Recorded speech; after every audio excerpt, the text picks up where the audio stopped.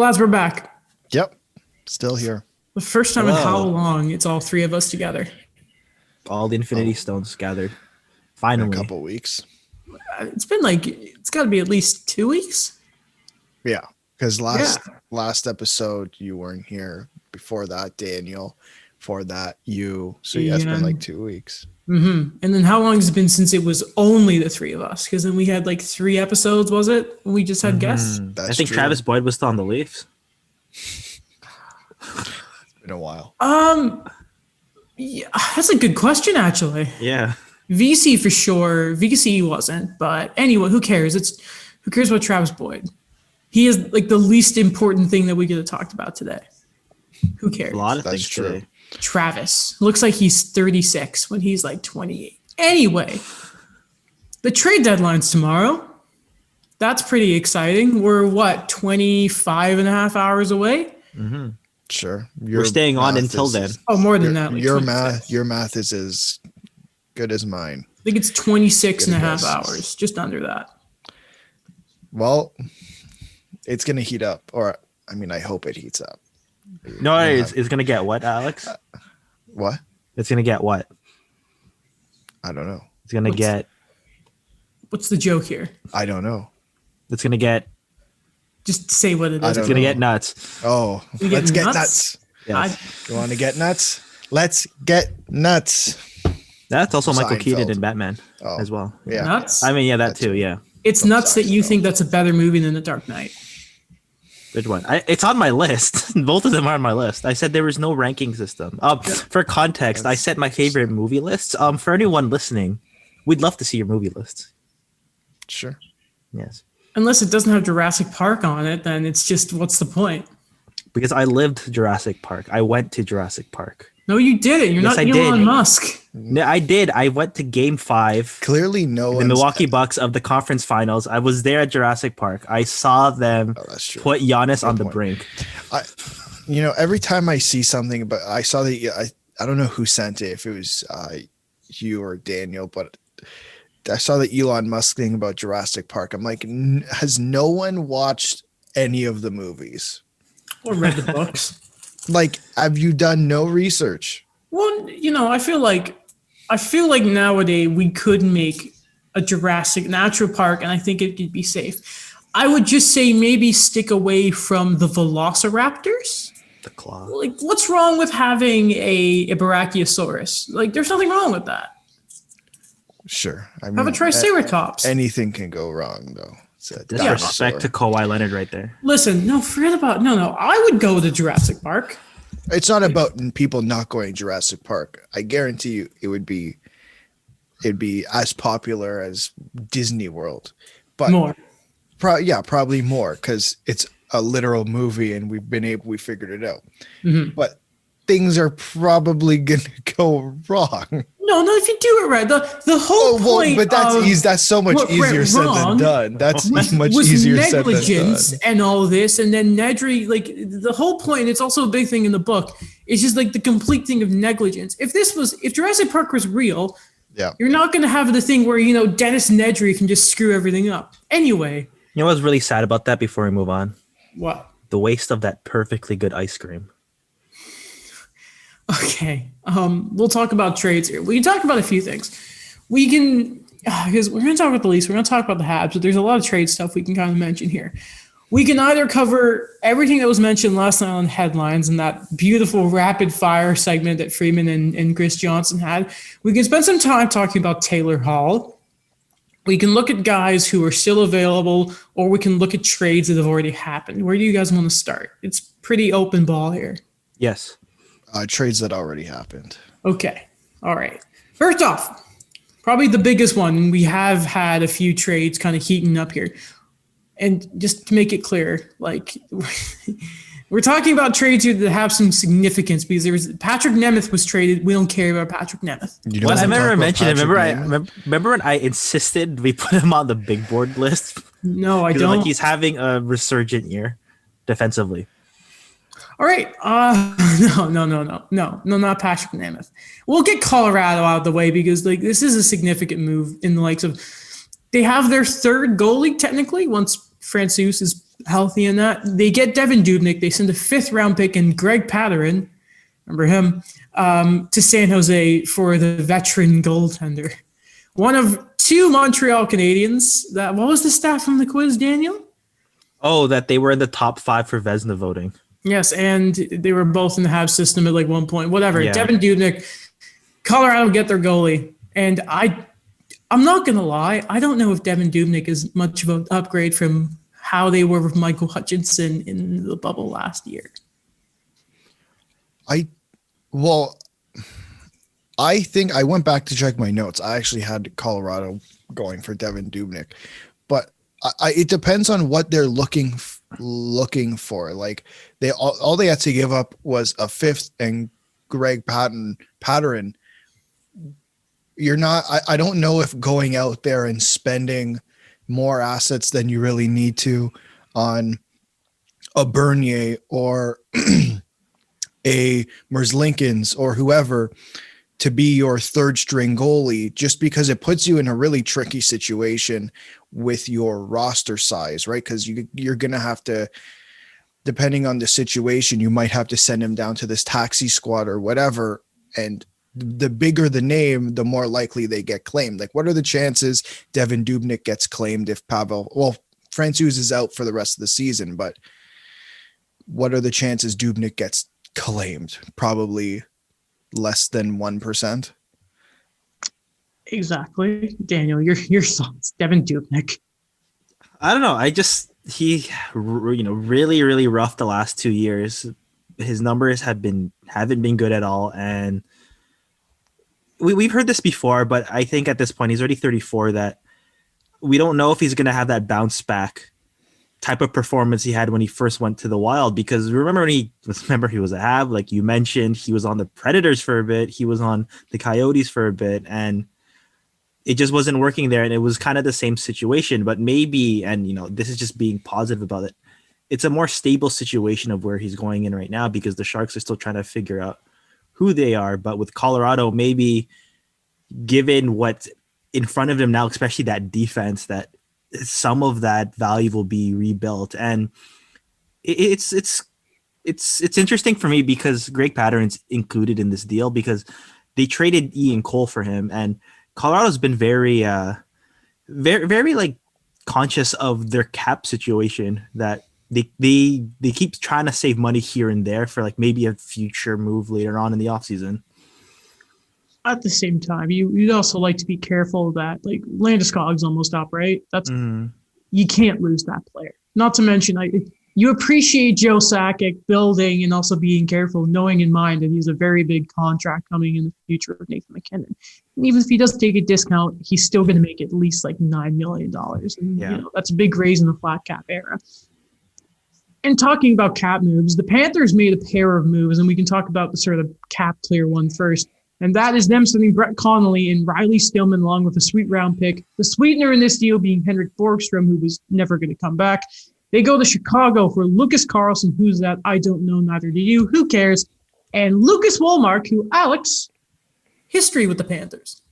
Yeah, he was part of the Trocheck deal last year. I think I don't know if I had him coming to the Leafs with the free agency, but I think he could be a sneaky depth guy.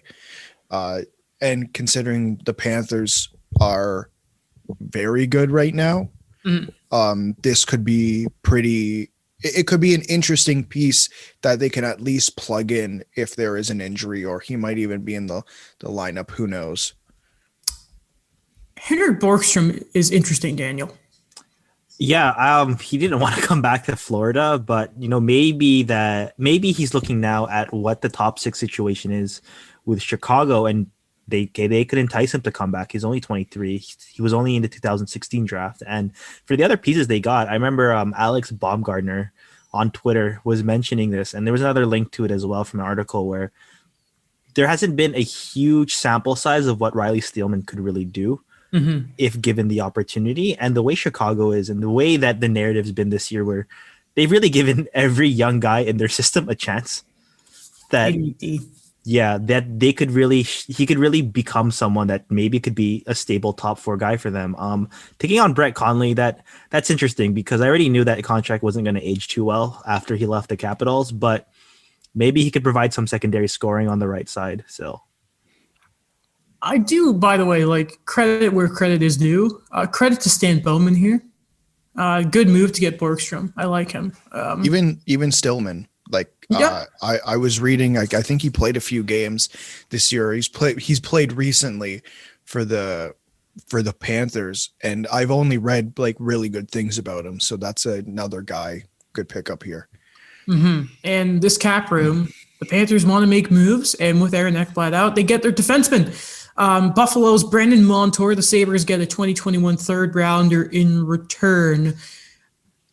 We all like Montour. I think we've talked about that he probably has the Buffalo effect on him. He's a good transition defenseman. I remember I talked about an article a few years ago of like comparing him, Vatanen, and Jonas Brodin's transition games, and he was right up there. So obviously he's not going to be Aaron Ekblad, but it's a defenseman. It's a good defenseman too. right shot. Yeah. Yeah, and it makes them. I believe Montour can also. He's played both sides with the Sabres, so that's a useful thing. But another thing is when Ekblad does come back. I know he's going to be out 12 weeks, but now it should be about 10 because it's been 2 weeks since then. It makes their decor that much better because you're probably going to have Montour on the right side. Or he's going to be on the bottom pairing by the time Ekblad comes back. So it just shows that the depth that this team now has, even on the back end as well. Yeah, Keith Yandle's around there too. It's a good defensive core, a really good defensive core. Yeah. Just the asset management. This is one thing I actually wanted to ask you guys about, and it's on the Buffalo side. Because I know that for a while they've been really bad and they've been doing these types of moves to try to get something somewhere, right? Like, in terms of like what was given or what was on the other side of things, like what was worse, the Marco Scandella deal or this Brandon Montour deal? Whoa, Scandella by far. The Habs got a second because they gave up a first round pick for Brandon Montour as well with Brendan Gooley. Yeah, but it looks really, really bad when a few months later a team then flips it. Remember how bad Ottawa looked for the Hoffman deal when like an hour after they traded him, San Jose flipped him and got an even better return? Yeah. It didn't look good. And like at the time, and I know you're talking about asset management, I think we all liked Brandon Montour. I don't think that was a bad move. And like if they had probably a proper coaching staff in place, it probably would have worked out better. Yeah, I agree. Like I just pulled up the trades for Marco Scandella now, and January 2nd, he was traded to Montreal for a fourth. And then February 18th, he was traded to St. Louis, 50% retained, but still they got a second and a conditional fourth. And the condition was that Scandella re-signed, and he obviously re-signed. So that's a fourth. They recouped the asset that they lost and got a second round pick. Does it show who the second rounder was? Jack Finley. Okay, never mind. I was hoping it was going to be Jan Misak, but okay. Like the first that the Ducks got was Braden Tracy. Braden Tracy. That's a good name. 2 first names, Braden Tracy. And they like on the Buffalo side, they got something. Yeah. If there was a better deal, it would have been had. You know what? They're getting picks. They need them. The Jan Misak pick was from the Andrew Shaw trade from 2019. Excellent. Yeah. Love me some Jan Misak. Great guy. Right. Also, biggest trade really is, as you know, second biggest one. Just quickly, breaking news. Yeah. We were talking about Florida. And I know we were going to get to it later, but he just signed Nikita Gusev 1 year, $1 million with the Panthers. With the Panthers. And Friedman said that they were the front runners to get him. But I hate that. That's good for the Panthers. Yeah, it just adds to their depth. Like a really Yeah. good team. Yeah, and who doesn't like living in Florida? That I mean, it almost feels like COVID never existed there. The way like- the restrictions went. They took our Toronto teams. that too. Well, they did. Yeah, the snowbirds are still there. Oh boy. Okay, what do you think is the bigger trade, Savard or Palmieri? I'm gonna go with Savard, not because of the name. I think Kyle Palmieri is the better player, but I think the shenanigans that went on behind doors with this trade makes it a bigger trade. Okay, so I didn't even bother to make notes of this because I didn't think I'd be able to do it justice. So I have Cat Friendly up. So yesterday, Tampa Bay, Detroit, and Columbus decided to make a three-way trade. Okay, so Columbus get a first and a third. The third is 2022. The first is this year, and that's Tampa Bay's. They then send David Savard to Detroit at 50% retained. Detroit then retain another 50%, so that's a total of 75% of his salary. Detroit, for their business here, get a fourth rounder. And because of the retained salary, there's actually not as much money as you think. So Yzerman got even less money spent for the fourth rounder. So, even in Detroit, he's making Tampa Bay better. And then Tampa received Brian Lashoff. Who cares? That's for the salary's sake. Yeah. And for a cap hit of $1,062,500, they have David Savard. You know what's funny? I think 2 months ago we mentioned, like, has this ever happened as a player been retained twice? And then we talked about the Robert Leonard deal to Toronto. And yeah, it's crazy. They weaponized it once again. It's sickening. I remember seeing it's a three-way trade, and Detroit are involved, and you just go, you SOB.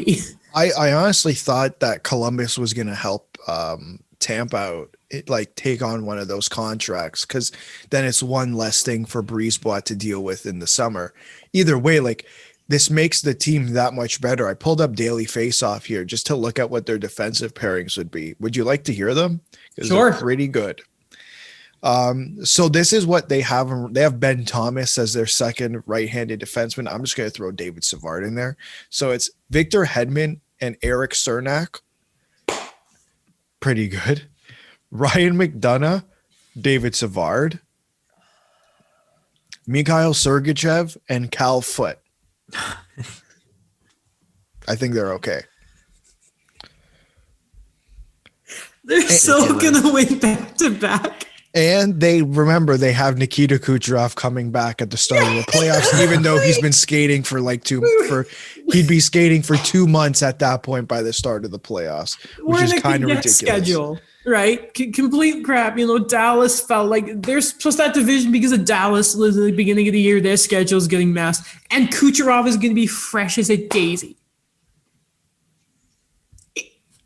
And Andrei Vasilevsky's putting up historic numbers. It's unfair sometimes, but I still think they're not done. I think. What? No, I don't know. Remember, because we mentioned they might try to still get a goalie. I don't know A anymore. backup goalie. I don't know. What they don't need anything. Literally, I'm looking at their roster, because the thing is, even the guys they bring up from the AHL, they're so good at what they do, in terms of development and scouting, that it doesn't even matter. The guy they bring up is gonna do well, because for whatever reason they don't need draft picks, right? They're just handing out draft picks in a way. They don't have a first, they don't have a second, and they don't have a fourth this year.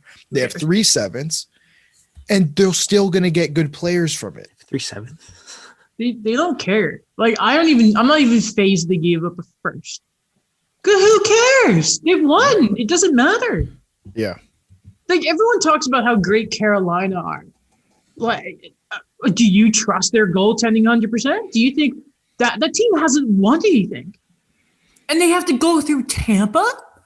And like right now, based on the standing, games played aside, it looks like it's Florida Tampa in the first round. Oh, thank you very much. And then like let's say like Tampa gets through. It's either going to be Carolina or Florida, and Nashville. Nashville aren't going to make it, but imagine if Pecorino is like, hey, what's up? Remember me, Blackhawks? I'm going to pull that type of move. They're walking to the conference finals. Yeah. It's ridiculous. I was angry when I first saw this. Sorry? Pending upset.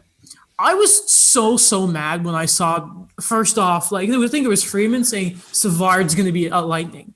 And then like the moment I just saw Yzerman come in, I just couldn't stop laughing. Well, sorry, go ahead.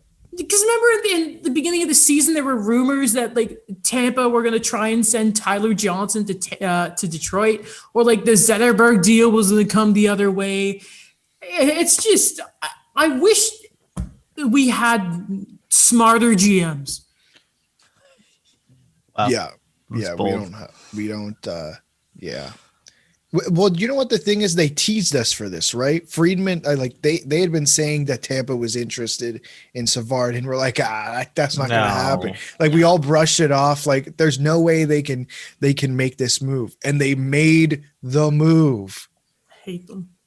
They're cheeky. Anything else on Savard before we move on to Palmieri and Sajak?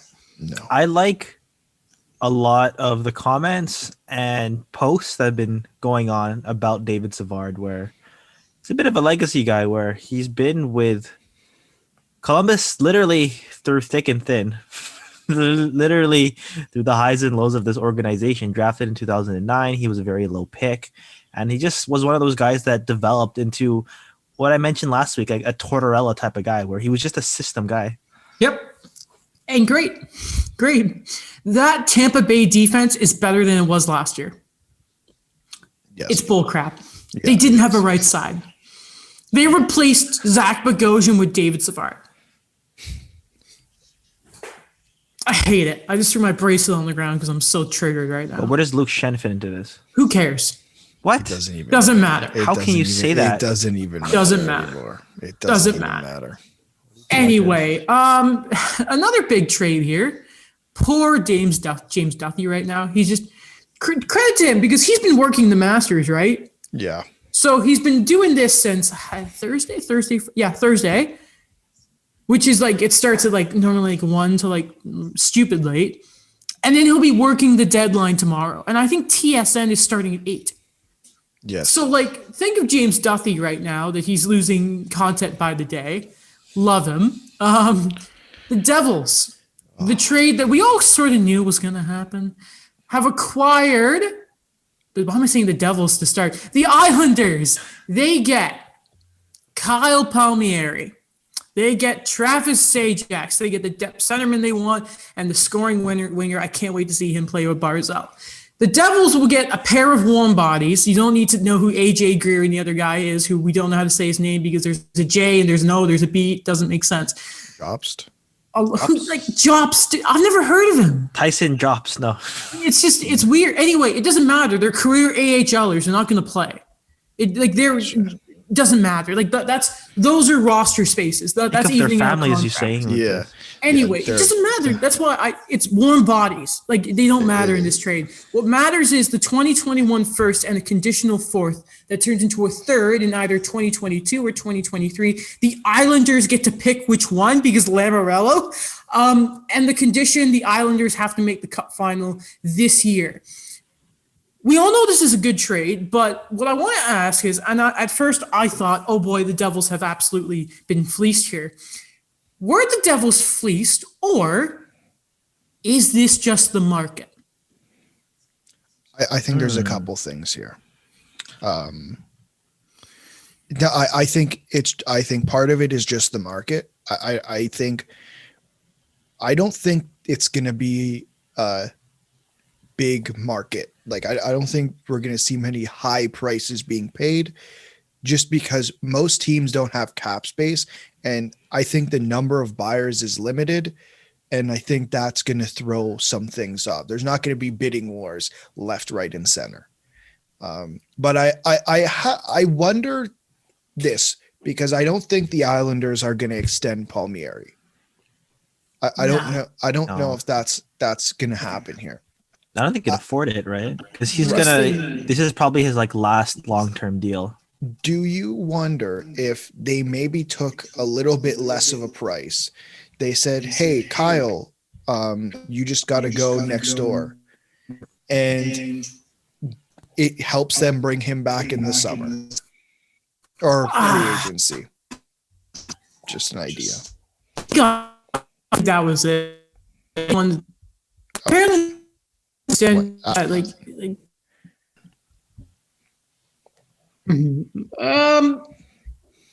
I just the way the Devils are and like the way it lines up with Palmieri right now, like his career. I mean, like, I just don't really like see the sort of the alignment there. And I just like at this point, like he's been part of that Devils team that have not taken like any steps in how long? Like, when was the last 2011? Must have been the last time they won a playoff series. 2012, when they went to the Cup Like, final. even if it was just for COVID and this deadline, he wanted to go closer to home, and I'm sure Lamorello was a big part of that too. I'm sure if he gets a longer term contract and a deal somewhere else, he can like figure it out. But like, I just that's the kind of guy that strikes me. Like, I'd like to like he's got hard miles on him. He plays hard. Like, I want a chance to win now. Just because the Devils have just they've been nothing for a decade now. That is true. My take. Good point. My column. So why don't we just quickly, we can identify, because I got a few things here we can talk about Taylor Hall in a second here, because I'm kind of wondering here if there's maybe players we're not thinking about. So first of all, let's just go through every team, and we'll do this in like a minute. It'll be real quick. Buyers, sellers, get out of here. The Leafs, buyers. Obviously. Jets. Buyers. They want a defenseman we know from Friedman. Right. They're Makes buyers, sense. right? Yeah. Not even. Oilers, they don't have the cap. They can't do anything. Get out of here. Yeah. The Habs, buyers. Buyers. They need a defenseman. The Flames. They're a weird one. They have a goalie to get rid of. I don't, Rittich. that's about it. Like, I don't think they're sellers full out, because they're not going to trade a big guy mid-season. They're gonna do what they can with whatever. Like, you know what? They're a conservative seller. There we go. That's what I was going to say. They're a conservative seller. We're only using EA Sports terms from now on. So let's just say, okay, so Toronto, Winnipeg, Montreal. The Canucks, I don't know how much they're going to be able to sell. Like, they're going to have to stay. Who in your right mind is going to buy anything from the Canucks after COVID? Also, and the Sens. yeah. Sorry? No, I was just going to say, also, if Jim Betting is a respectful guy, he probably doesn't move any of them. No. The Sens, I mean, it's probably going to be like a defenseman, like maybe Mike Riley.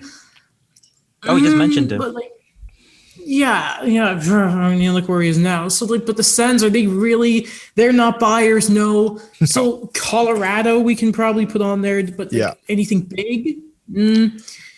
Like Vegas don't have any money. They never have any money. Are Minnesota buyers? No. Slightly. According to my colleague Aaron Heckman, they are going to stay put and go with what they have. So, which is smart. They're not at that point, right? The Blues, we know Armstrong does not make moves if his team is not going to win.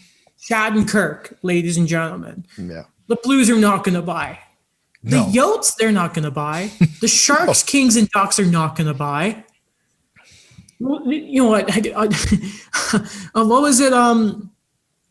That Murray said, like he wants a hockey deal. Yeah, it was 23 to 27-year-olds. Whatever.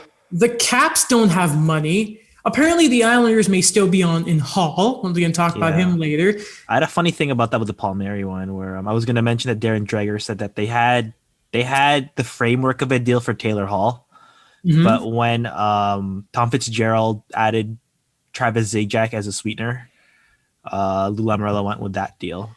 Yeah, Remember, so- legacy guy. Remember, Lou Lamoriello said his team's a family, guys. no, I wonder if it's the center, like the center depth there, right? I Yeah. wonder if that's something they're worried about. Again, it's a guy he drafted too, so he knows. Yeah. That too. So, like the Pens, I don't see them being like anything special. The Bruins, but they probably want to do a hockey deal. They don't want to do a rental. No, they need someone on the back end like now. Yeah. The Flyers, the Rangers, the Devils, and the Sabres aren't going to touch a damn thing. No, They're probably going to be sellers. Like, I mean, or the Rangers are going to be like conservative sellers with the retool. We're just looking at buyers, right? We're just looking at buyers? buyers. Okay. Carolina wanted defenseman. We know that. Or scoring. Tampa have made their move.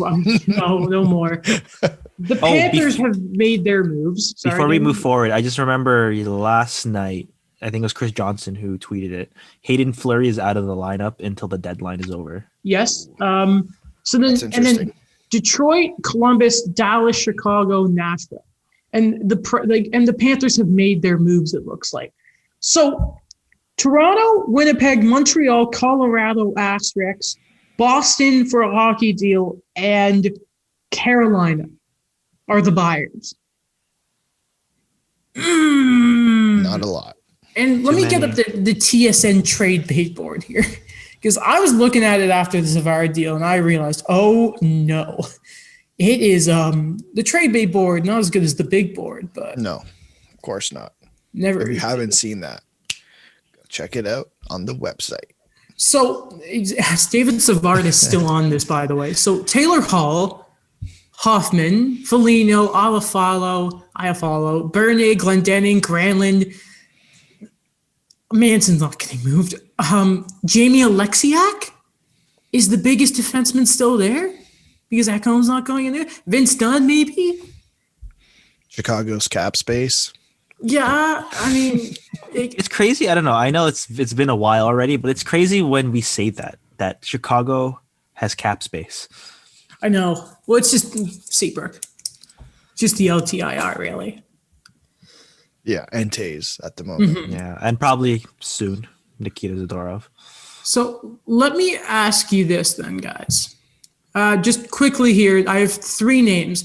There were about 7, but half of them got traded over the past week. I'm going to ask you a name. I want you to, the first team that you think really makes sense here. We don't need to spend too much time on it. No honorable mentions, please, Daniel. 3 names. Where does your gut say that they are going to end up? And you can't say they stay in their current team. Got it. Number 1, Jamie Alexiak. The Leafs. Montreal. No. We need a puck mover, damn it. Mike Hoffman. Carolina. Oh, that is a really good shout. Ooh. I I kind of want to go with Carolina too. That's I could see them making a move like that. Okay, come back to me on Mike Hoffman. I got to think about it. Daniel, Jonathan Bernier. That's a tough one now. You know who I wonder about Bernier if they can make the money work? Washington. I'll say Toronto retained. Seriously? Yeah.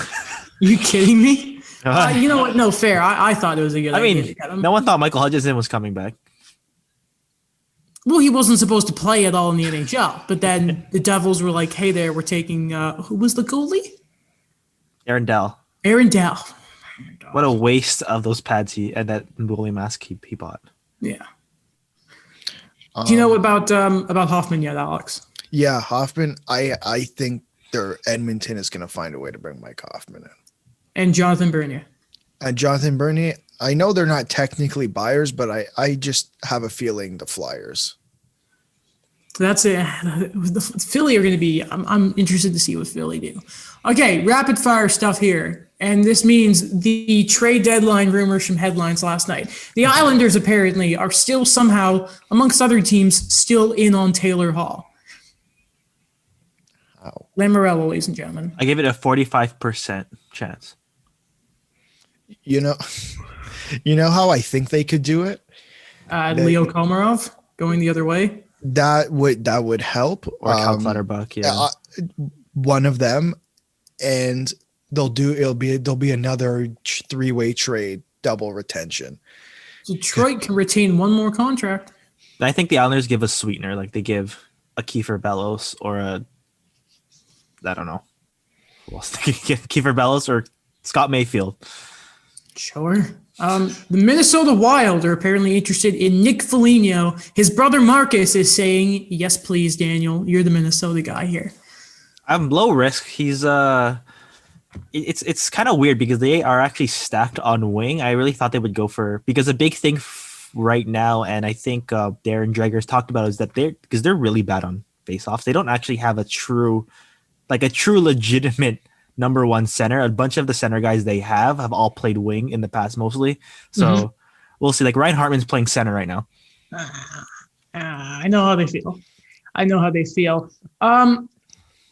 The Leafs and Colorado seem to be interested in your guy, Matthias Janmark. I'm pretty sure I had him on my free agency list when we did that back in whatever month that was. Mm-hmm.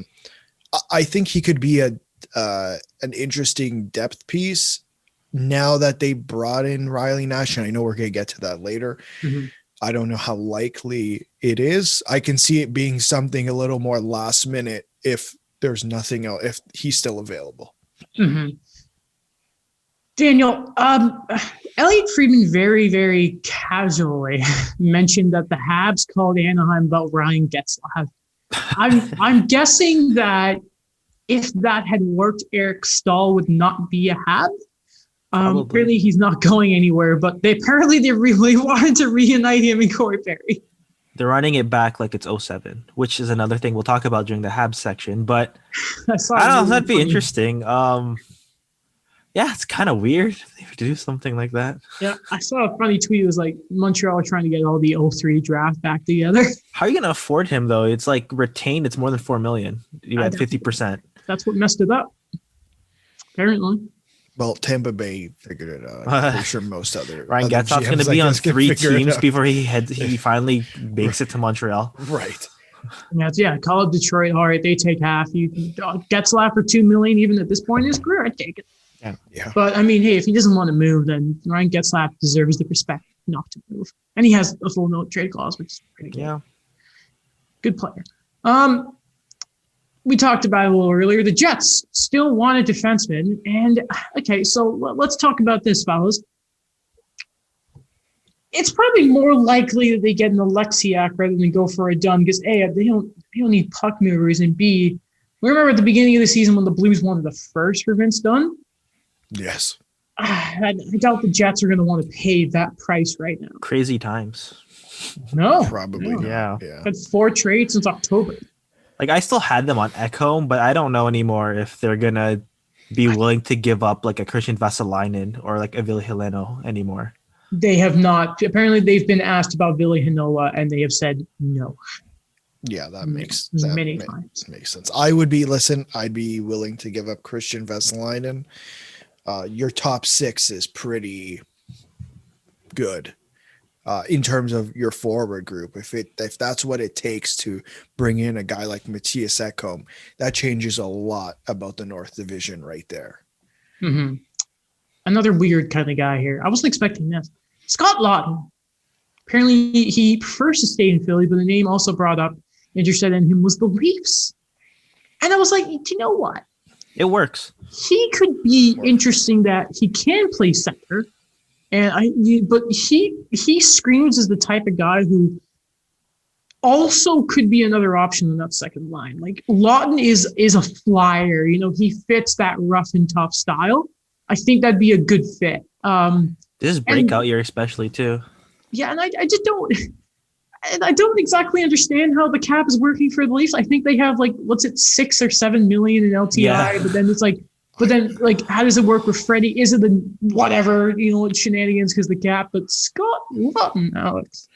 I think that would be a good move because you're right. I think it can fill two needs in a way. It can fill, hey, he can work on the second line and he can also play down the middle, which gets you a third line center.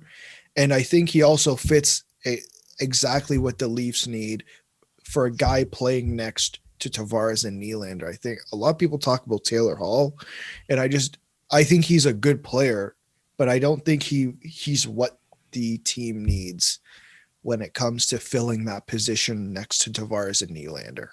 Mm-hmm. What's funny to me is that it's just funny is that the way this team is built, for example, if they were to get a Scott Lawton, would match up really well against the Bruins in the playoff. Like if that's just a funny thing for me right now. But I like Scott Lawton.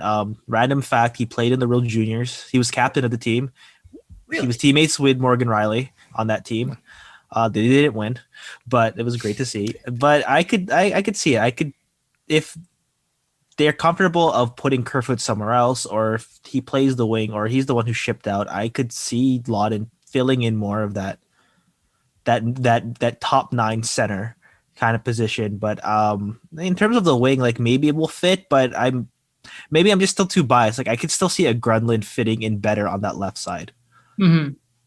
Yeah, the thing was, I don't know if Granlund's an option anymore though, just because like Nashville have just seemed to they've gone on this run. They don't look like they're gonna do much. We're on the Leafs, so we might as well do the whole Leafs segment now.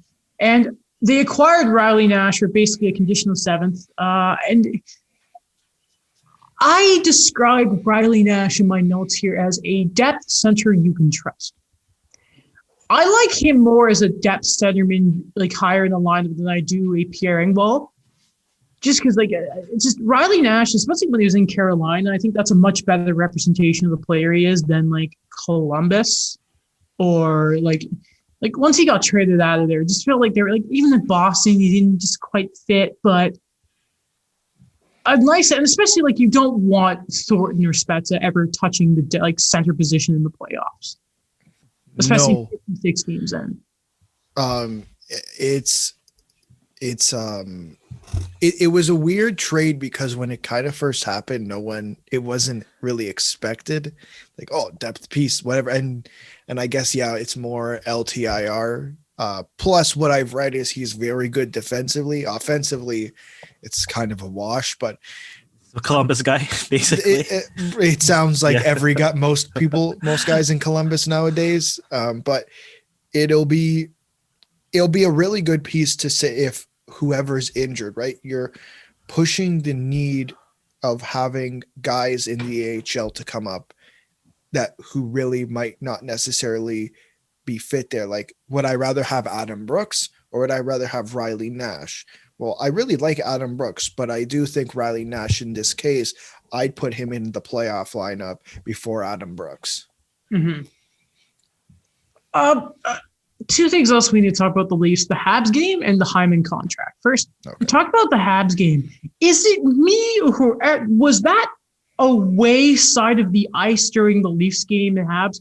Was it just cursed? Because anytime obviously the first and third period, Montreal played that side. The second period was the Leafs. And anytime someone was on that side of the ice, it was seriously tilted. What was happening there? Yeah, I don't know. You're right. Like, obviously I was watching with Mike and the first and third periods, I thought the Leafs were the better team. And then the second period, I thought the Canadians were the better team. Don't know what was going on there. You're right. Little weird. It kept it entertaining. It did. I don't know about entertaining. It was stressful. Right. Entertaining for anyone not affiliated with these two teams. Mm-hmm. Weird game. Weird, really, really weird game. And we should mention, it does kind of kill me to say this because he broke a Carey Price record, but Jack Campbell is such a great guy. I love how he joked because it's up to 11 straight wins now to open the season, which beats Carey Price's record of 10. My heart. But it wasn't the best game for Campbell, and he said afterwards he owes the team a Red Lobster dinner. Like, freaking, what a great guy. He's fishing for sponsorship. No, he's not. He's too good. He's not like he's that. Too nice to do that. He's not like McDavid, who every other post on Instagram is, adding to like him doing the floors in his new mansion or something. I said it. God, I'm still not over. They only got fined $5,000. Or Kawhi Leonard, where he's not sponsored by Gatorade, so he took the bottle off during the press conference. And then he tried Really? to sue, was it Nike for the cloth design? Whatever. Oh no, I only make $200 million. The claw. Oh, like that South Park episode. Oh no, he only got one island because people illegally stream music. Oh no. No sympathy. No sympathy for millionaires I have. God, it was just losing. Guys, we have a trade. We have a trade. Okay. Yes. This is from Samantha Pell, I believe, of the Washington Post. Yep. The Capitals have traded Jonas Siegenthaler to New Jersey for Arizona's third-round pick. That's solid. That guy is like a good defensive defenseman. Swiss guy. In NHL, if you pick him in the expansion draft, he always develops into like a solid 80. That Good is true. penalty kill guy. In the right situation. Yes. Are they moving Cap or something? Like that doesn't make any sense for Washington. Yeah, because that guy actually was like a regular in the lineup. Yeah, maybe. Why would? That's so weird. Okay, cool. Let's see. How much is he? Well, he only makes 800,000. That. That's weird. Cool draft cap. Why are the Devils giving up a third too? That's the wow. They That's just so keep dumb. moving things from the Arizona deal, the Taylor The Hall Taylor deal. Hall trade. Yeah, they're just getting something. Sorry, let's go back to what we were talking about. Not big trade. So Alex, I want you to pitch this. So last night you were in the group chat talking about the Hyman contract, and I stopped you because I'm like, bring it to the show. So you're thinking about why a 3-year deal makes sense.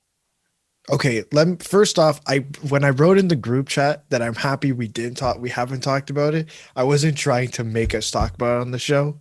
Oh, I know you weren't, but it sounded interesting. It sounded Okay. like content. Yeah, so I looked last night. It's either a 3 or 4 year deal around there. Well, I look at the way the rest of the contracts are structured term wise. Nylander and Matthews have 3 years left. JT and Marner have 4 years left after this year. And I think, okay, so what's the best way to structure Hyman's deal?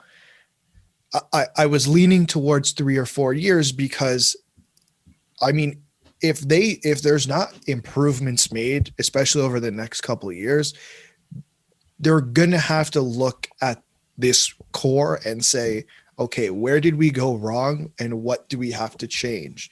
Mm-hmm. And I think if we ask ourselves and from what I've heard, it doesn't seem like it has to be a catastrophe in this city for a guy like Matthews to leave. But if there's rumblings that he wants to leave and we might have to dismantle this, dismantle that, it puts the Leafs in a good position that Hyman is either a UFA at the end of the year or a UFA at the end of the year after to get good assets if we have to somehow retool this core. It puts the Leafs in a desirable situation and saying, hey, if we have to recollect assets, I don't see Hyman dropping off that much by the age of 31, 32.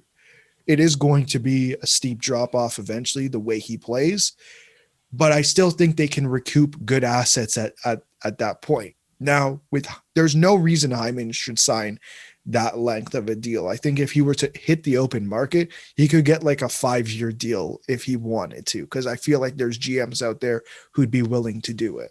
Matt Bolesky. Like he gets the Matt Bolesky contract. Oh, Matt Bolesky. Right. Beloved Duck. That's Shouldn't have left Anaheim, by the way. 5 times 5 for anyone who doesn't know what Matt Bolesky was. Yeah, that's my reasoning.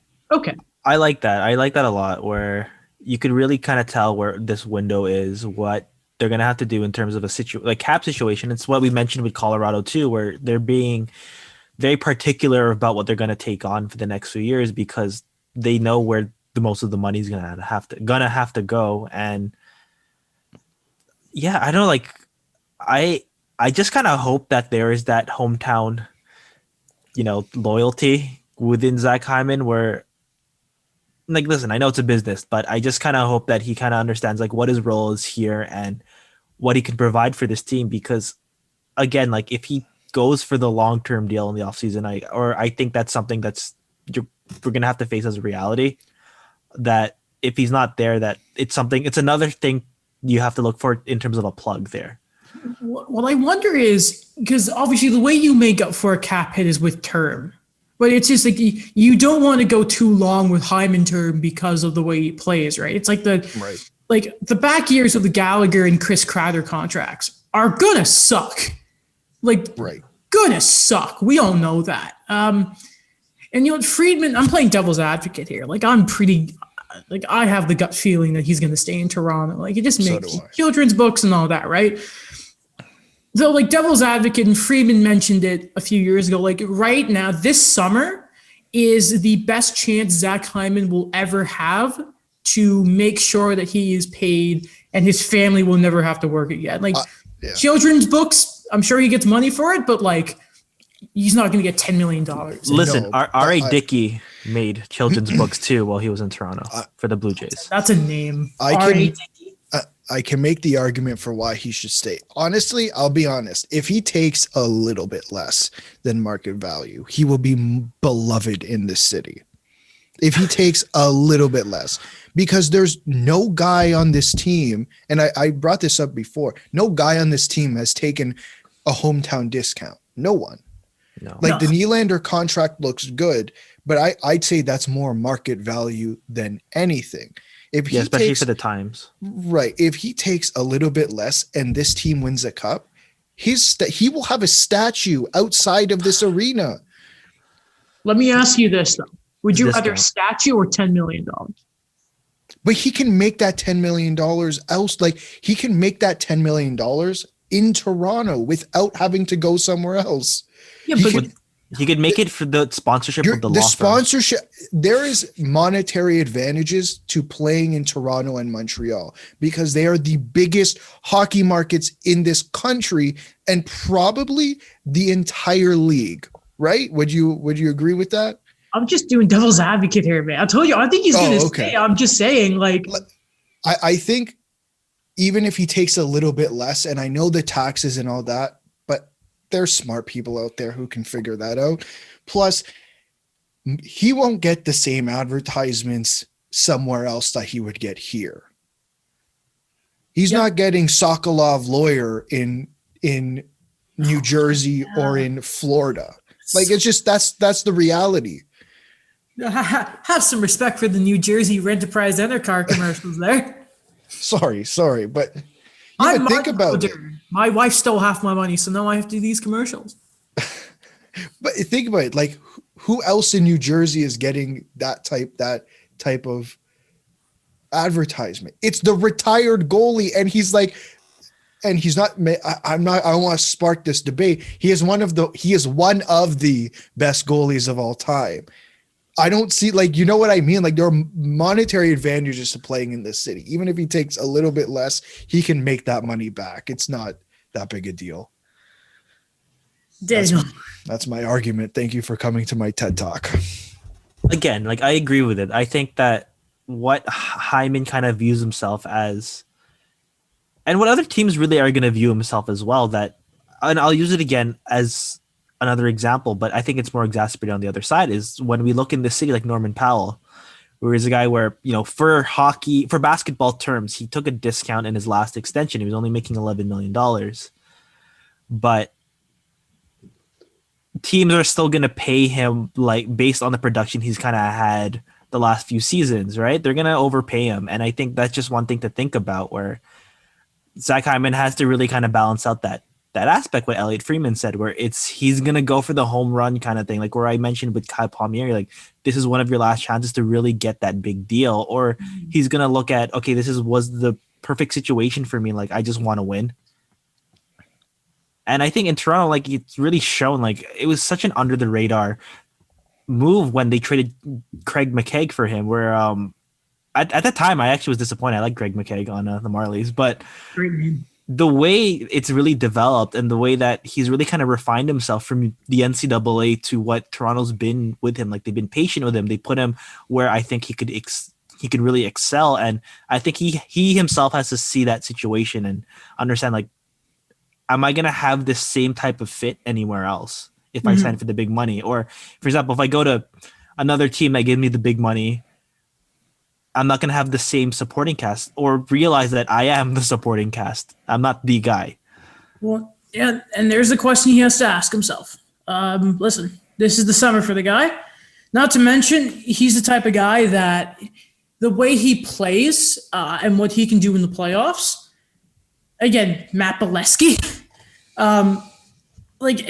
He can make himself a hero and he can make himself a lot of money. So he's got to ask: is it the legacy, or is it the all-in-one payday? And listen, it's weird. Alex mentions to me that no one's talking about his contract.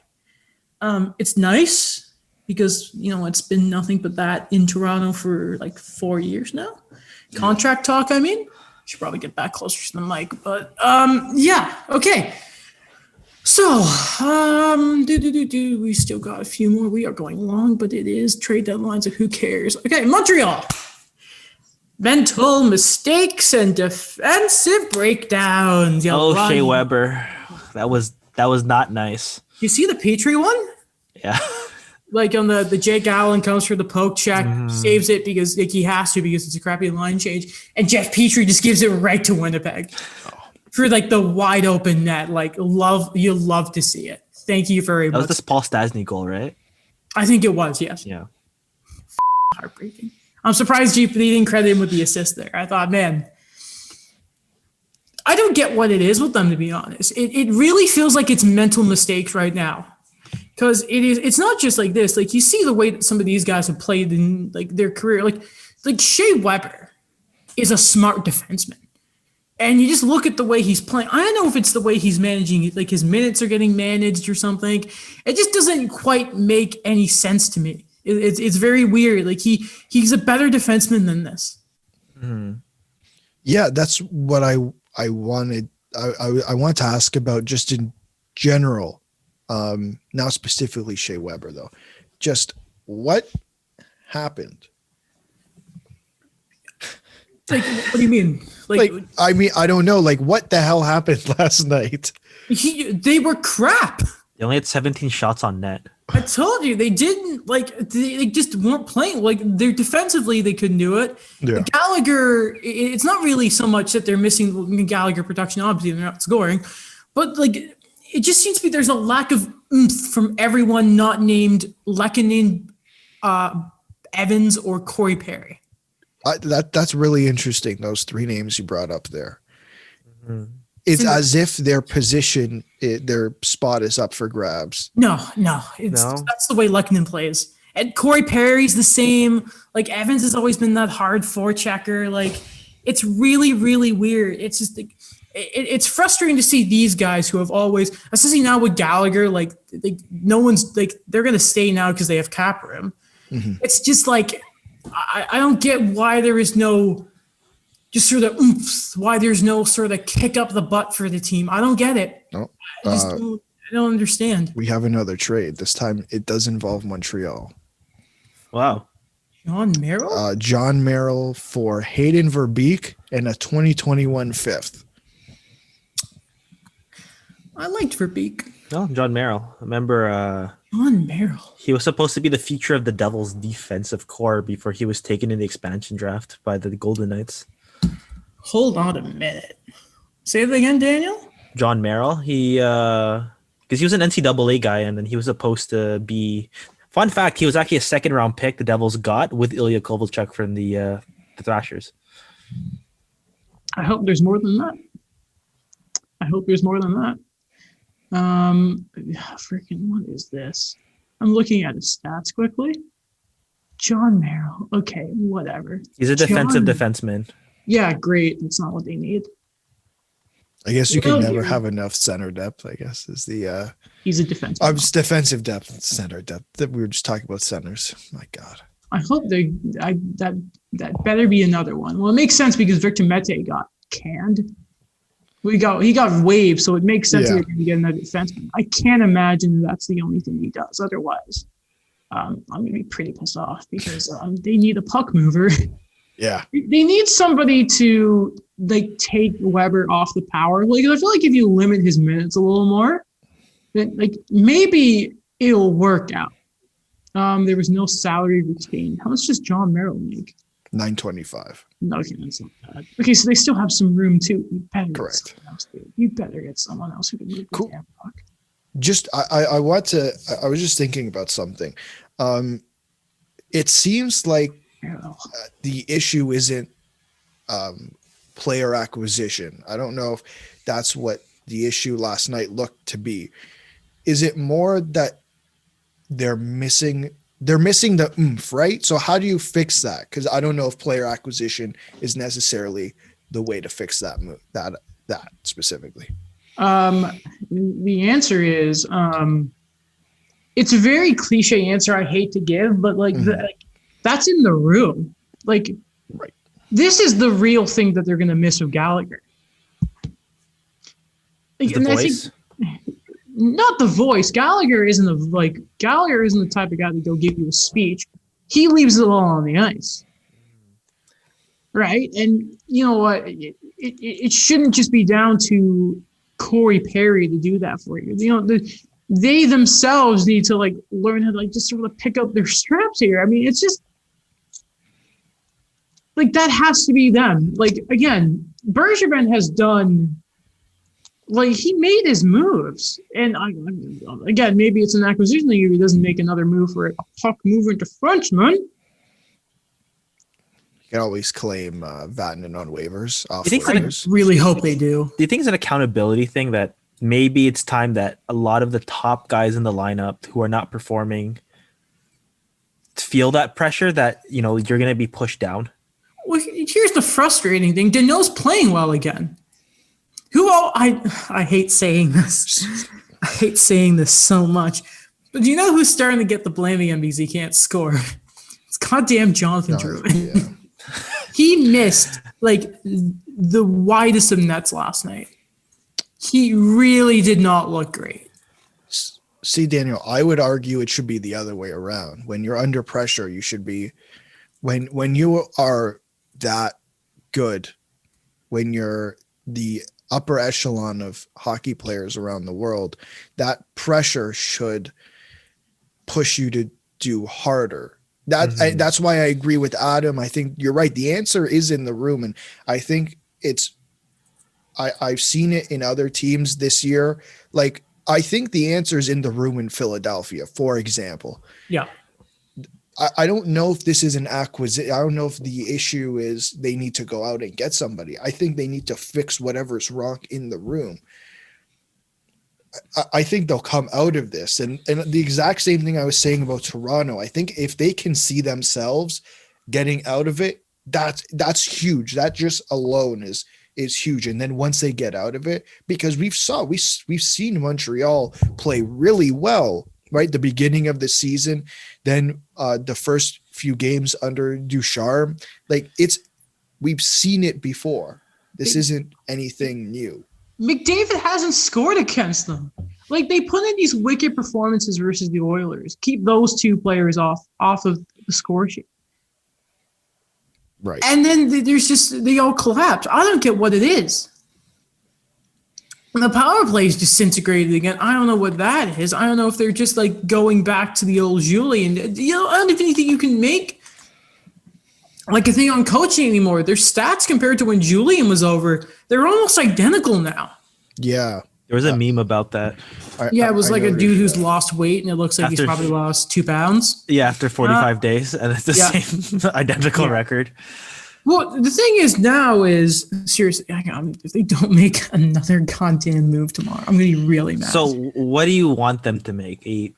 What's the priority? A forward Puck or moving D to defenseman? work on the power play. Mm-hmm. Because then you get Weber off of it, manage his minutes so he's not a complete, like, it's just he's not going to, and like a puck mover to help with zone entries on the power play, right? Because it's always going to be Weber come in, drop pass, because he's not going to be able to go in.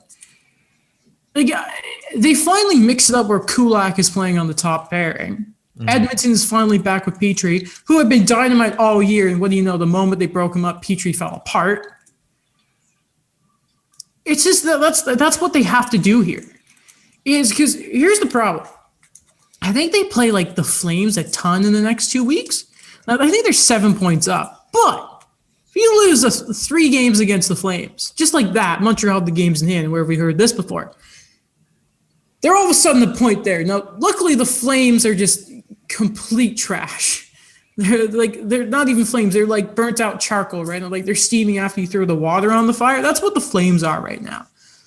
How did you know I barbecued yesterday? Really? Yeah. What did you barbecue? If we're gonna talk about this now. Just quickly. Just Okay.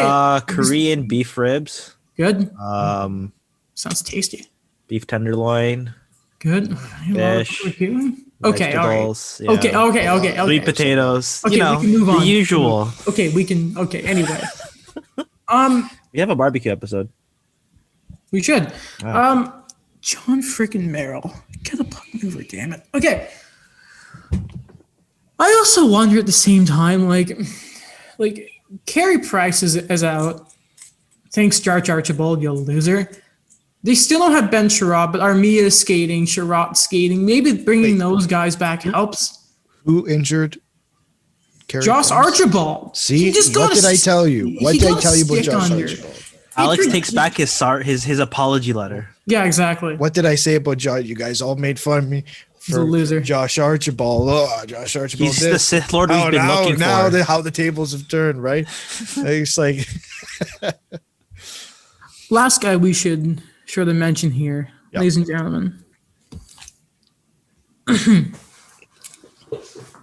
The debut of the short king, the bar down bear, because he's a Care Bear.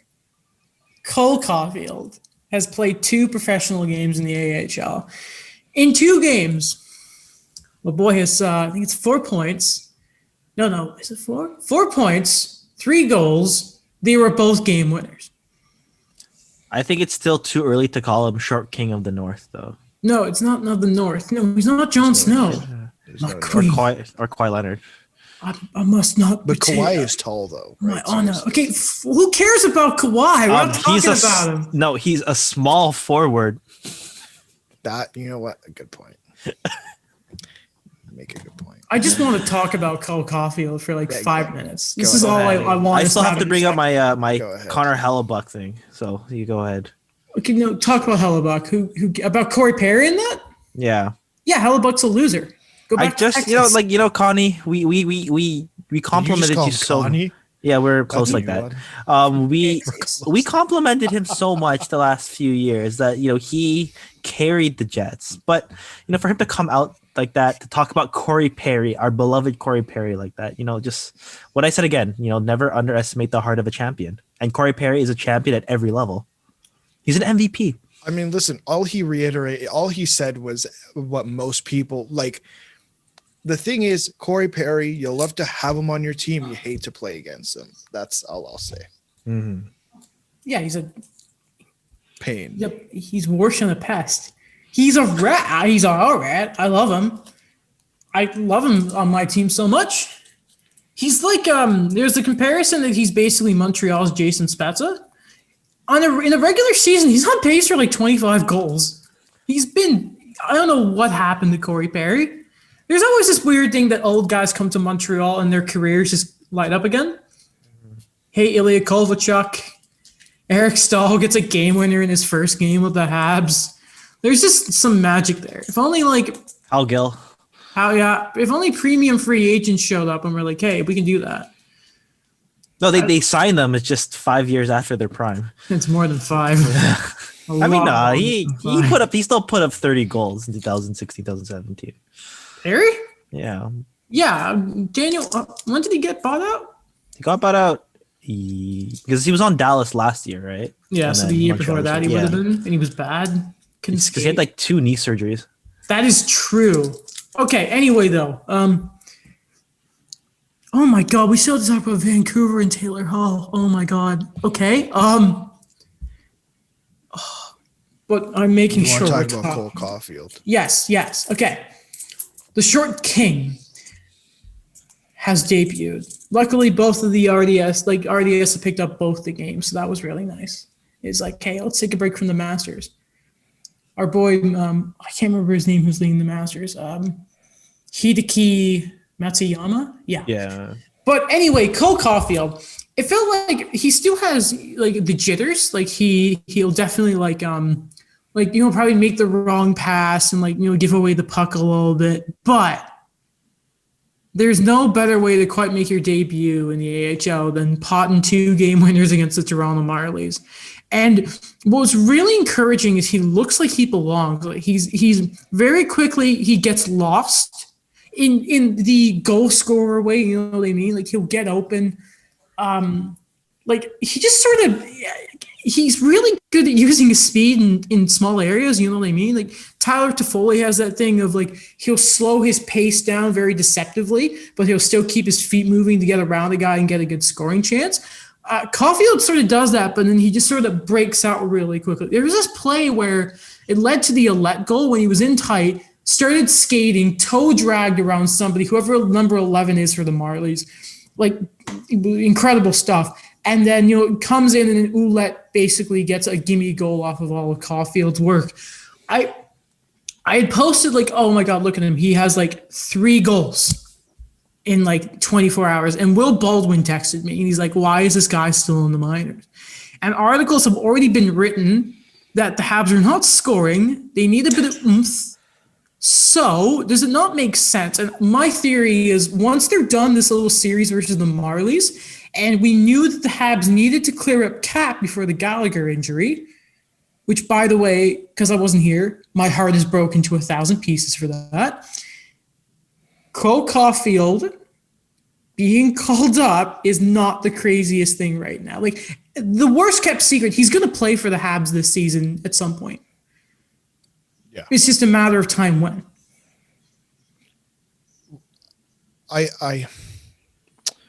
The thing that you said there though is he's still jittery, right? Yeah. Just my guess. I don't know. Like I do think he's going to play for the Canadians this year. I just think it's going to be later rather than sooner. Why is that? Just because of the jitters? Yeah. Well, but you're going to get that no matter what, though. I know, but the NHL is different than the AHL, right? Yeah, but even if you get comfortable at the AHL level, yeah, you're still going to get jittered when you called up no matter what. Sure. Yeah, you are. Oh, yeah, I guess. Sure. Yeah, I guess you're right. How many games do you think he's going to get this year? What, with the big team? Yeah. Because we're already at like 40 games playing, aren't we? Yes. Yeah. So Montreal themselves are at 38. table 38. Oh my God, yeah, because they had the COVID. I don't think it's the stretch to say he's going to play at least 15. You would like it that he doesn't, like, for the betterment of the team. You would like him to play sooner, but there's that small party that's like, I don't want him to play enough games to already count as a rookie because I would like that full 82 stretch so he can make a run for a Calder if he makes that level. Because obviously, he's not going to do it in 15 games, but I imagine there's going to be that amount. Especially he's had the time once he got out of playing with Wisconsin, and their schedule is what do they play once a week or not even that sometimes in college hockey. I think it was it's 2 games a week usually sometimes. Yeah, it was 20 something games I think he ended up playing. He's fresh legs, right? That's going to be valuable, especially because Montreal, it's 4 games a week for the rest of the season. Mm-hmm. I would think it's at least that. Honestly, I just have this gut feeling that after the deadline, I can't imagine he's going to be he's not far off. Because again, we saw it's not a strange thing to see guys from the NCAA jump straight in. We saw that with Makar and Hughes too, right? And if those and Caufield has something in common with Cale Makar that he did win the Hobey Baker, which how cool is that, by the way, that the same day he finds out. This is what I really like about Yoel Bouchard. So apparently they let Caufield watch the Hobey Baker ceremony in the coach's room. Oh, I thought this was really, really cool. So he gets to see that he's won the Hobey Baker, and then he goes and has his first pro game when he pops 2 goals. I thought it was really, really cool. A really, really good stretch for him. But yeah, that's cool. I still think like the quick decision making and all that, yeah, that's going to be the adjustment. That's the big thing with the NHL is there's just so much less time to make the play. And it's like even in Laval, and you're going to see this the case, he's not going to get a lot of defensive zone starts, obviously. He's going to play he's not going to play 15 minutes right away, right? So listen, he's going to be here soon. They're just being very smart about and being very careful with bringing him in because, I mean, I saw McCarron's having an in-person hearing, and you think Tenardi and all these guys, like they're being careful with him. Like, I think, honestly, he could be playing right now. It's just, it's not the worst thing to be careful with a prospect. No. I think it's smart. And at the same time, it's like they need a scoring winger. And if he can provide that, hell, give him the chance. And if he doesn't look good, then you just send him back. It's not a big problem. Yeah. Anything else? No. I like the patience aspect of it, where they could call him up here and there a few more games. This is actually really what happens in baseball, towards the end of the season. Yeah. Is that you'll have the prospects or not really the prospects, the guys who are kind of inching to make it, that they're the young guys that they'll get the few games in, especially when there's expanded rosters, and then we'll see where that goes. But then it's a slow process with things. It's the same thing that Detroit approach. Yeah. Yeah. I mean, I wonder how old was Datsuk when you showed. Anyway, that's not important. Okay, the Canucks. I think we'll resume play on the 16th. I think today is actually when their facility is open. I saw a tweet, I can't remember who it was from, but they said at least for Tandem will probably not be available for 2 games amongst other players. I can't help think this was a bit rushed. And we're now fitting. I think Thomas Strantz had it that the playoffs are now being pushed back so we can make sure we get 4 games between the Canucks and the Sens. I can only imagine what this team is going to look like when they come back. I'm also really worried because they're playing the Calgary Flames, and I'm thinking the Flames are going to get some points there. But and we'll get to Pearson in a second. But the Canucks, and they have had a few days now where it looks like they haven't had any more positive cases, which is the most important thing, by the way. But this still feels really, really rushed to me. I wonder if they revisit that 4-game series at the end of the season and say, you know what? Maybe you don't play those. I get that bit in my stomach too, that I think it's way too early for them to kind of establish this, especially they have one of the worst variants. Yeah. And that this just seems like a rush for things. I know that it's already been quite a bit of time that they've quarantined, but this doesn't feel like there's been that due process already that, let's just have enough time to see how they are in quarantine and then maybe see how it's going to be in a day-to-day thing. It's like we're going to reopen everything now. It's weird to me. It's not going to be the Vancouver. It's going to be the Utica Canucks. Yeah. You don't go from being on an IV to playing in a week. Yeah, I don't know if it was the last episode or the episode that you were on, Adam, and there was the tweet going around about rest, and I said there is no resting here. Yes, I guess because they have COVID and there's not much for them to do. The guys on IVs or the guys with symptoms, I'm sorry, they're not on the bike. They're not doing whatever, in their whatever space they are in. They're not doing exercise and resting here. They're lying on the couch or they're in their bed because they're sick, but their body isn't resting the same way my body is resting when I am sitting on the couch playing video games or watching TV because I'm not sick. Mm-hmm. Right? So there's I think, yeah, maybe you're right. It is a little bit rushed, but they've been sick. They haven't rested. That's again. Sid Sixero mentioned as well that it doesn't matter if Vancouver doesn't play another game this year. No, it doesn't. They're out of it. I mean, I think it was Freeman was mentioning on 31 Thoughts podcast about the thing with the lottery and like them getting another game, like who cares at this point? Like seriously, what does that matter at all? And like yeah, it's there's not only like the Blues mentioned how bad COVID was for them. The Sabres never recovered. I feel so bad for the Canucks in this whole situation. A story to keep an eye on. I mean, like, what do you even say to this? I mean, it's obviously it's not even been a very good look in Vancouver too, because and this is on a much less important scale. Like we need to again mention here, it's like the safety of the Canucks and their family members are of the utmost importance here. Like again, who gives a crap about if Tanner Pearson has a bad contract? I want to make sure that he's okay. Though though we will mention now that Tanner Pearson did sign an extension with the Canucks. Daniel, what was that tweet you sent out on the podcast? Oh, I don't know. I think it was one of us, I think, on the social media. Was that a joke? Because I thought it was the perfect joke. If you were serious, I do apologize. But it's like, I looked at that, I'm like, that's a zinger. I tried to do kind of like, I admit that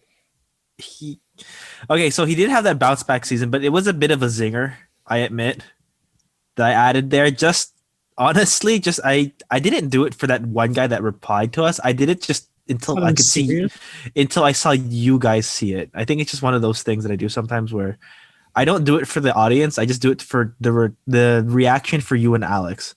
Oh, you're the best at social media. So you said another solid extension for the Canucks this week. Pearson really rediscovered his production with Vancouver and always wanted to stay. So if you haven't been paying attention to the Tanner Pearson, first of all, he hasn't had a good year, has not scored. Secondly, there were the past month has been, we're trying to sign him. He's available. He wants to leave. We're going to try and keep him. And then he signs here. The AAV is $3.25 million. Each year has a variety of trade protection. Friedman mentioned again on 31 Thoughts. We love him. Well, where would we be without Elliot Friedman? That apparently there seems to be a handshake deal that he will be protected in the expansion draft. But our good friend Harmon Dial, I've seen sort of tweet about comparables and how Tanner Pearson's on a bit of a decline here. And the real kick in the nuts is Jim Benning saying that he doesn't foresee having any cap issues over the summer when it's all going to go to Featherington and Hughes. I have some news.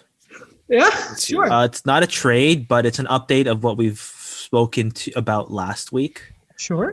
Henrik Lundqvist tweeted out, right after getting back on the ice after surgery, I made it my stretch goal to join the Capitals for the end of the season.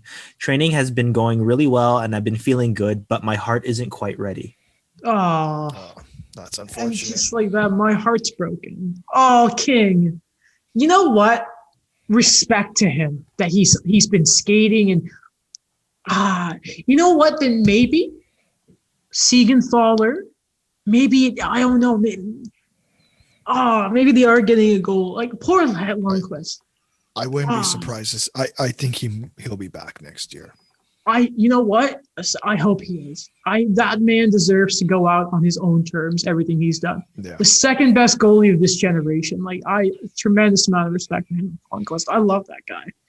And somehow he gets hotter every year. I look at Lundqvist in the suit and I'm like, I don't feel like I'm actually a man because he is just such a specimen. I just look at him like, Lundqvist, I love you so much. He's such a great guy. Charity, plays the electric guitar. I mean, it's not fair that people like Henrik Lundqvist exist. Oh, he's a great athlete, and he deserves a cup. He really does. And do you know what? He's going to be chasing that cup as Ovechkin chases the goal record. I think it's 168 or I think it's 168 he's away from now. Check my Twitter because I'm tracking it. Anyway. The Adam Tracker. Yeah, sir, where were we? Pearson, bad contract. Yeah. I don't necessarily think it's a bad contract. I think it's a bad contract for the team, though.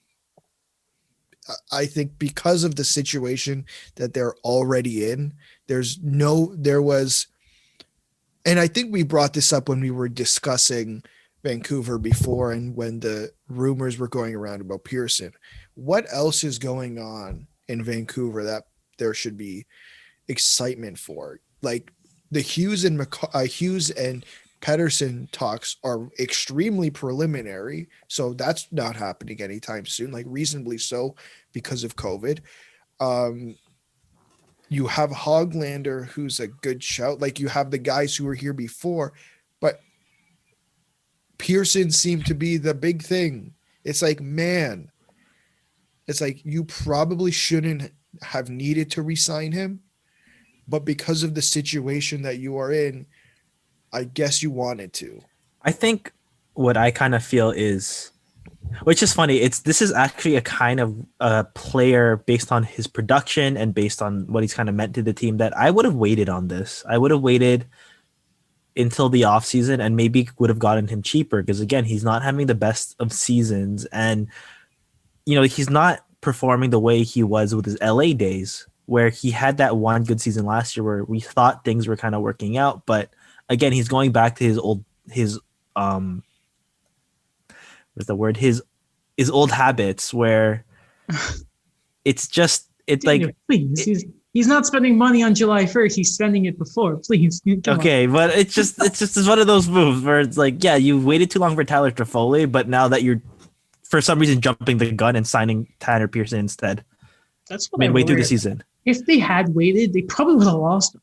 I think that's part of Benning's identity too, is losing out on the important players that you need to bring back, and then overpaying just less effective ones. Like, sorry, we lost Stetcher. Let's bring in. Did he even bring anyone to really replace him? Like, well, they signed Myers that year, did they not? I think that was the summer before. Oh. I want to say it was, but still, like that's what you're left with. It's like right. Myers. Like, yeah. A lot of money for him. The Canucks. Like, it went bad really fast. Mm-hmm. It's gonna be difficult to dig yourself out of this one. Okay. We'll finish the show off with this. The big fish. Tuna fish. Big fish. What's a big fish?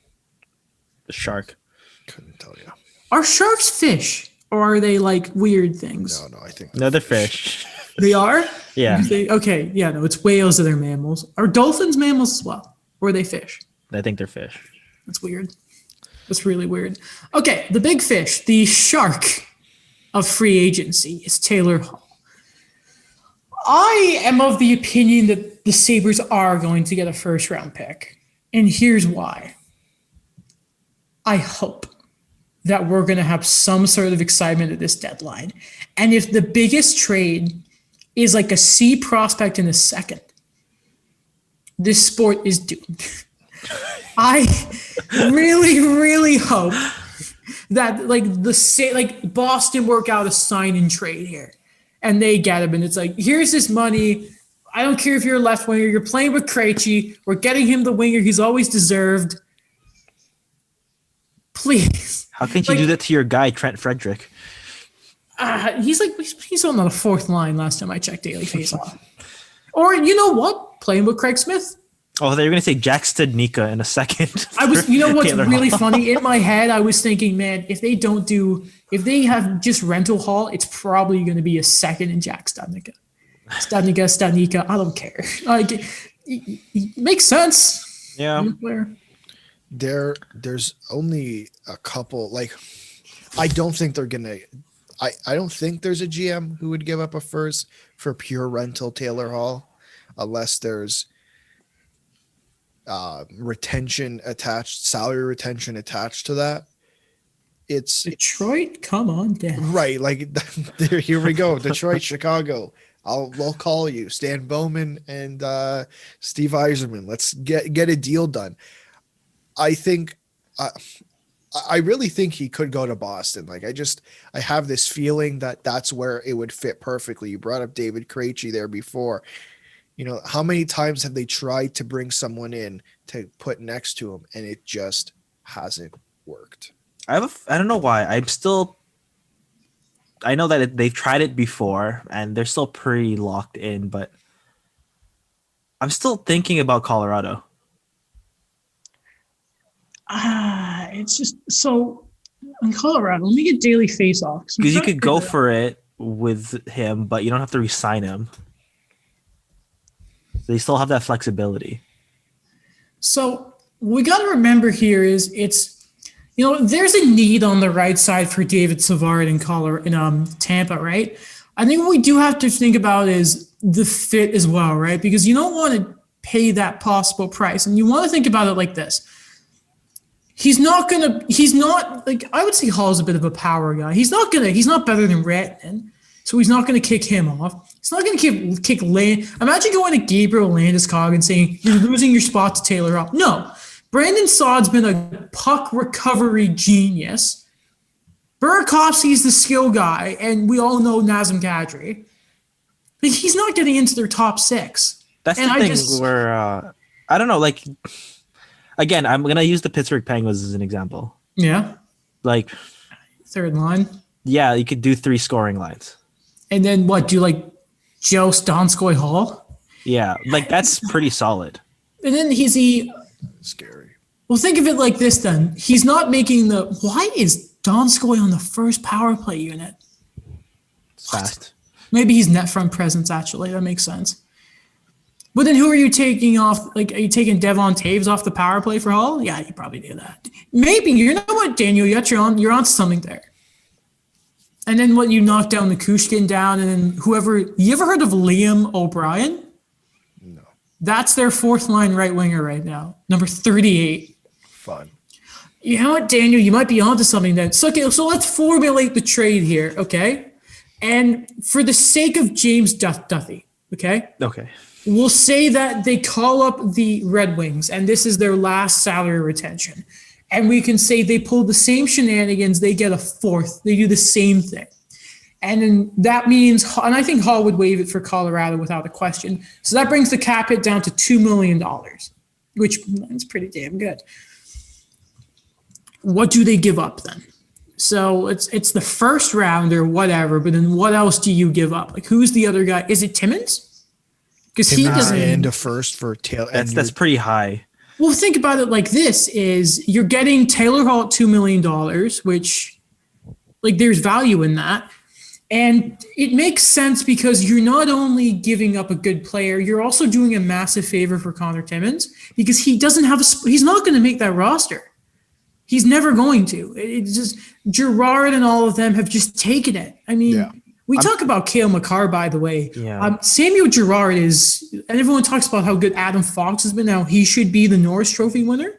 Sam Girard is probably the best defenseman on that team. Timmins isn't going to have a spot there. No. Like, I think they're doing him a favor if they send him to Buffalo. Well, I think if it's Timmins, it wouldn't be the first. I don't know. It would be like their second and then Liam O'Brien. Because I'm thinking of Buffalo in this situation. They had this situation before with Evander Kane, and yes, they ended up getting a first for him, but that was a conditional first. Okay, how about this? If they make the finals, it's a first. Yeah. It's a conditional second. Okay. Yeah, or that the works. Conference finals at least. That was like the Matt Zuccarello deal too for going to the Stars. It's like if the Stars went to the finals, it became like a first. Oh yeah, he was a star. But then like he broke his leg, and then no, Minnesota still gave him a long-term extension. Would there be a better finals matchup than Tampa Bay versus Colorado? I was really hoping for that last. I wanted that last year too. But Colorado blew it in 40 seconds.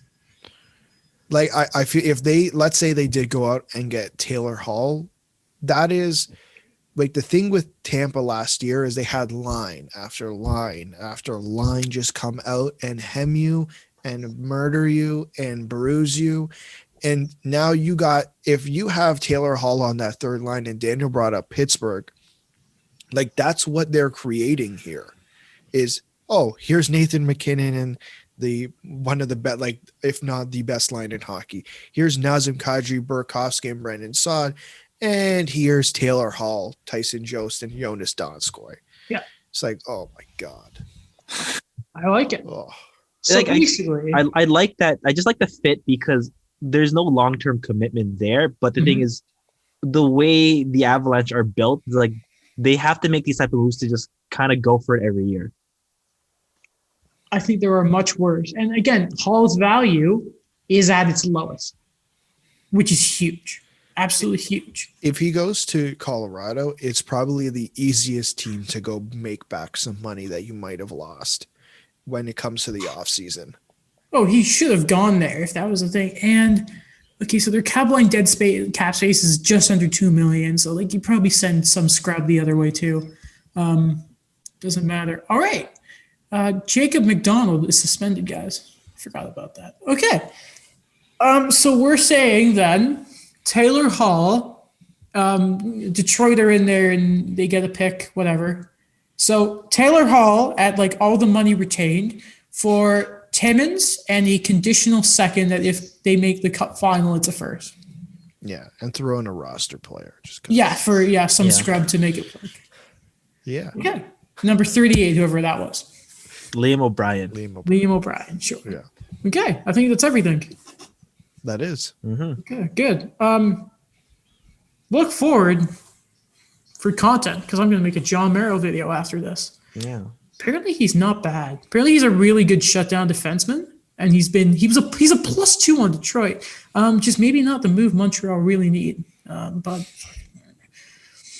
he's better than Victor Mete. Anyway, that's everything for today. Fun episode. We'll see you Wednesday when we look at what happened at the deadline. Winners and losers, if anybody makes a trade. We really hope they do, but at this point, who knows? Okay, if you enjoyed this episode, of course you did, check out YouTube, do all the stuff on there. You've heard me say this before. Voice Ad, thank you as always. A fantastic platform. Check out the Spotify and the iTunes and all that. If you don't, then that's your choice. And I'm okay with that. But you should do it anyway. Check out Alex's blog, Daniel's Eye Opener Gubs, Hockey Router Gubs, my article for the Eye Opener YouTube channel. There was one more thing I was gonna ask you guys. Okay, last thing to add to end the podcast here. Before we go to that, okay, please check out the big board. The big board and the WordPress site. Yes. Good stuff. We will be advertising that like crazy and be active on social media the whole day tomorrow. Oh, TikTok coming soon. We're working on that. We're also trying to have some more guests in the future. That'll be fun. Maple flavored bacon. Yes or no?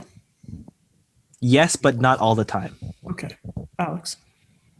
I don't think I've ever tried it. I'd be interested in trying it. I've tried it by mistake because when you have your pancakes, your eggs, your bacon on the same plate.